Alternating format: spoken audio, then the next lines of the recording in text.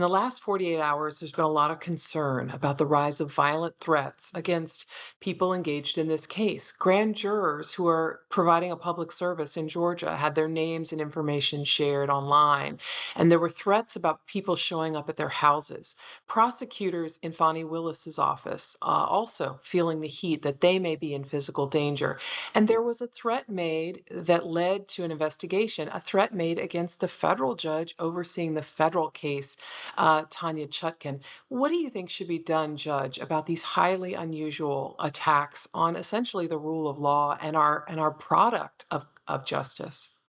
These kinds of actions, this kind of rhetoric, these threats are extremely dangerous. And I'm not surprised, quite frankly, given the history of the past few years and responses that we've seen. I think January 6th is a perfect example of the extreme violence that supporters of Donald Trump are willing to engage in order to support his cause, to further his cause. And so I think these kind of unusual threats need to be responded in kind in terms of unusual responses, and measures should be taken to hold these people accountable in every way that can be under either state law or federal law.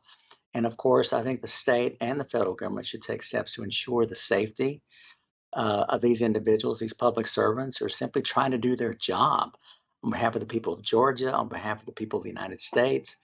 And they should be able to do it without fear of physical violence, even without fears of threats. And so I'm hopeful that, again, both the state of Georgia and the United States of America take the appropriate steps to ensure that these individuals feel protected and are, in fact, are protected from violence.